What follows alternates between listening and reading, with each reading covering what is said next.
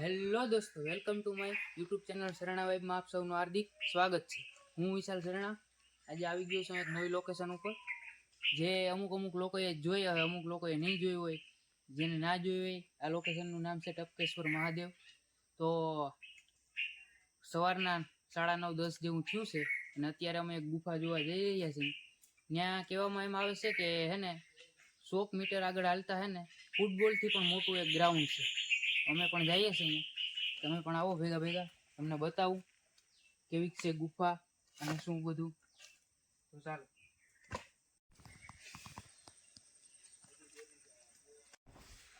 તો આ ગુફાએ આવો એની પહેલા કંઈક બહારનો વ્યૂ આવી રીતના હોય, એકદમ શાંતિ. શિક્ષકો ન કહેતા હોય કે પિન ડ્રોપ સાયલેન્ટ, હવે એવો વ્યૂ છે.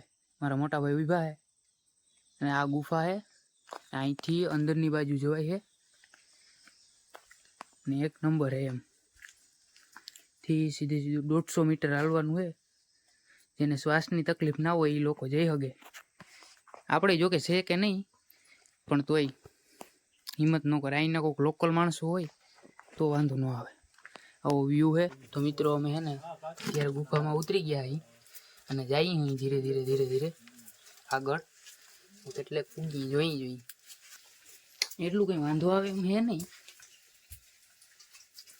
મહેશભાઈ આવ્યા નહીં ને મજા આવી જાત.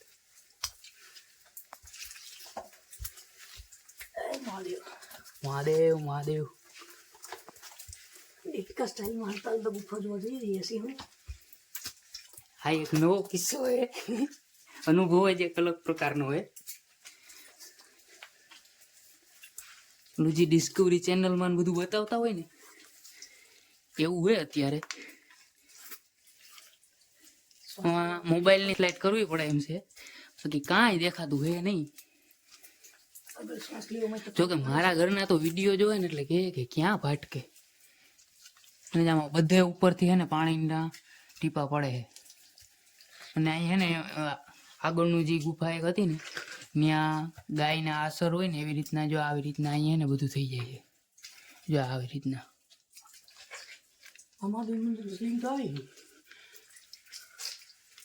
મહાદેવ મહાદેવ.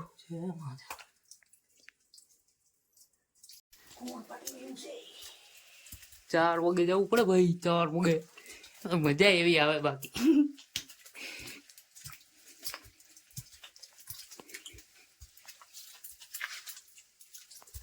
કોઈ ગરમી એવી થાય છે ગજબ નહીં હો ભાઈ.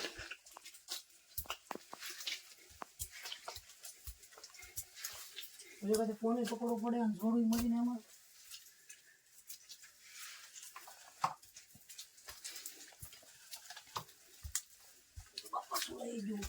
અરે પૂગી ગયા. હું સોલાઈ ગયો. અરે આવી ગયું ભાઈ.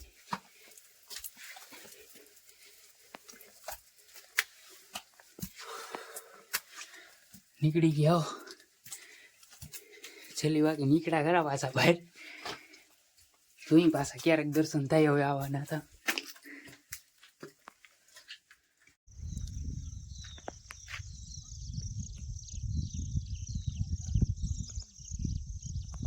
તો મિત્રો તમે જોઈ શકો છો, એટલે બધા કહેતા હોય ને કે અમરેલી ગીર ગાંડી, અસલ અમરેલી ગીર ગાંડી.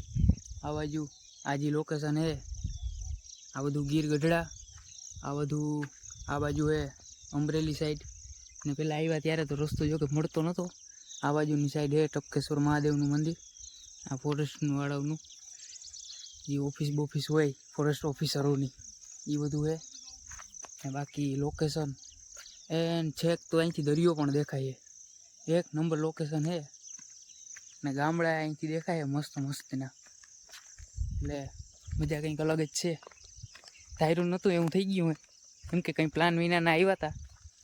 અને અલગ અલગ જગ્યાએ અલગ 2-3 મહાદેવના દર્શન કર્યા, કે જેમની સ્થાપના અલગ રીતે કરેલી હોય એમ. એવું બધું છે. મજા આવે છે. વાતાવરણ બધું શાંત છે. તો કે અમારે તો શાંતિ જ હોય, એટલે એમ કંઈ વાંધો હોય નહીં. મોજે દરિયા રોજ. તો મળીએ હવે બીજા આગળના એકાદા સારા લોકેશન ઉપર અથવા દરિયા ઉપર. વિડીયોમાં બન્યા રહેજો છેક સુધી, મોજ કરાવું બરાબર.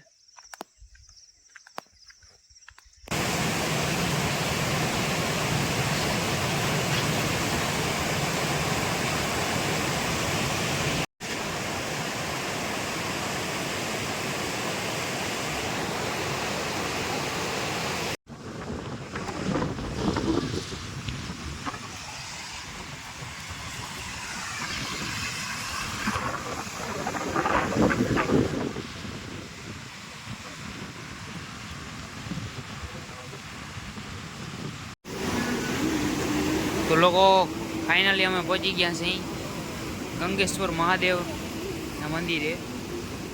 અહીંયા 5 શિવલિંગ છે.